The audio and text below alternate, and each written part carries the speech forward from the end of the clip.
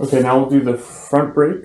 Probably easiest to first do the steer tube cut. So I've already done this. So what you want to do is in the hardware kit that comes with the bike, you get a black ring, snap that onto the steer tube, come down, then basically assemble the headset, put the bearing on, fit it through, put it in the frame. Bearings aren't there right now, but basically measure how long you're going to want it. Always make sure you have a little bit of a spacer over the top of that stem, unless you have a stem that's specifically meant to basically have a flush top. Otherwise you risk sort of cracking the carbon. So I've already cut this. Now I can put the brake on.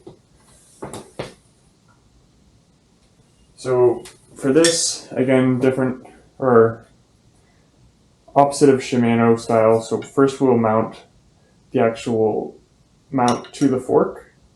So you can see here you have two different things. Two of them are threaded. The threaded ones will go from the brake caliper in, and then two of them are rounded, and we'll use the rounded bolts from the LTWOO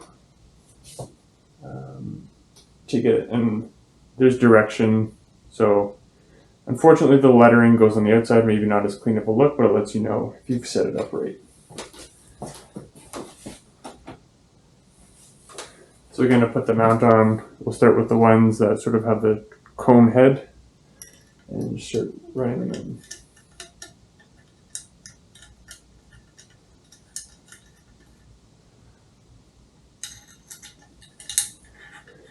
So once you've put the caliper on, you won't have access to these bolts again. Unlike the back, you'll always have access to the bolts. You can play with it later. So these ones you want to make sure are tight. Oh, wrong. The cone bolts have a different size head than the other ones. Got a size down an Allen key, I think M5, 5 mil.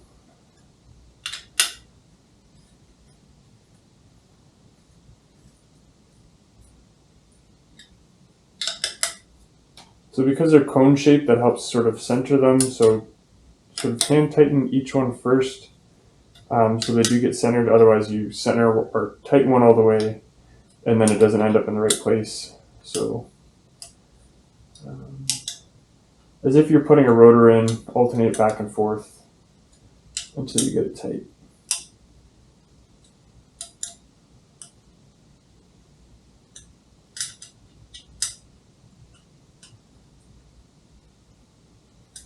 All right, perfect.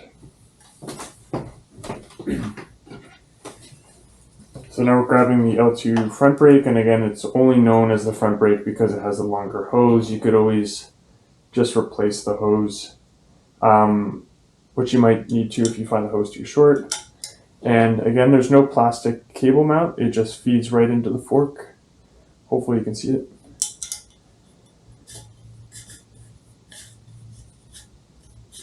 And easily enough, you just push it through one end, it pops out the other.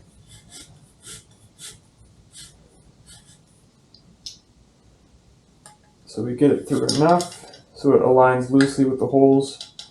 Again, like the back one, the cable pulls the caliper, so it's probably easiest to first install the back bolt. So again, just like the back, these ones mount with the smallest bolts that come in the hardware package. So we'll get the back one started. Oops.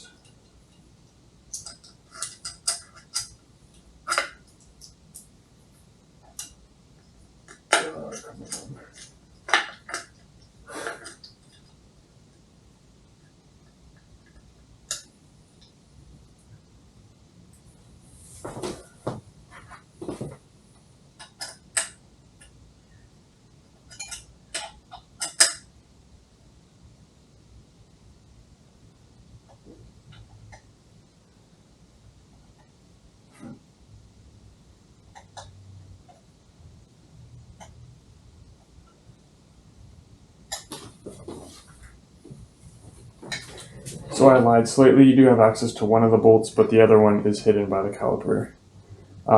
So with one of them sort of tight, we can then easily position the caliper so the hole aligns with where the bolt has to go, and that makes putting this last one in a little bit easier.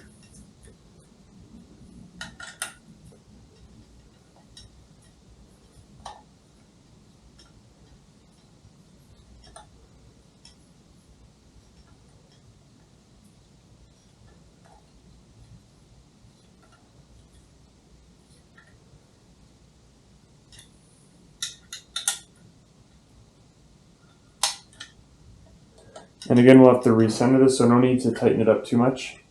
But again, how it looks, just like the Shimano, you have all the writing on the outside, so you know it's right. I have 160 rotors, so I'm using the 160 to 180 and up. So all the writing's on the outside.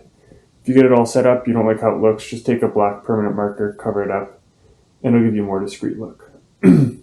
So I won't use this for now, so I'll set this aside. And then one more easy thing just to finish it off, give us a feeling that we've done a bunch to get started. We'll flip this around and throw the derailleurs on.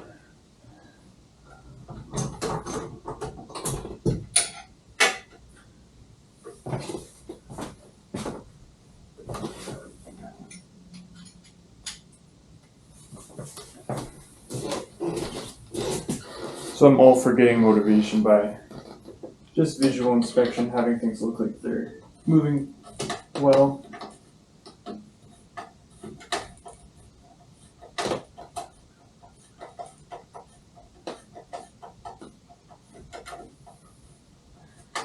If you really want it to be thorough, maybe don't put the derailleur on. You could check the hanger alignment, throw the wheel in. I'm not going to do that. I can do it later if I feel like it's off. And then also, I'll show in the picture, but the front derailleur mounting hardware is in the hardware with all the brake bolts. So there's the way to tell is you have one bolt. It's separate, that's different. It's different because it has no washer. It's just the bolt and then the classic sort of front derailleur washer.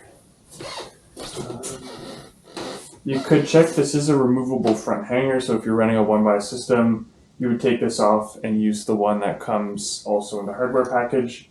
But I'm running front derailleur, so keeping this one on. You could check if the bolts are tight.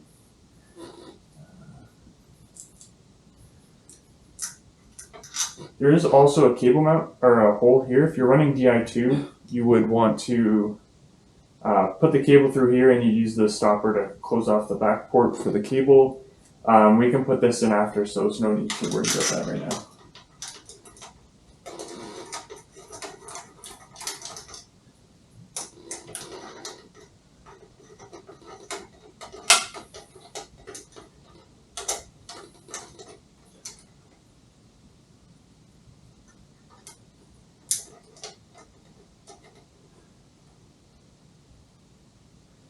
Again, just slightly tightening it because we'll have to adjust it once we get the crank and everything on.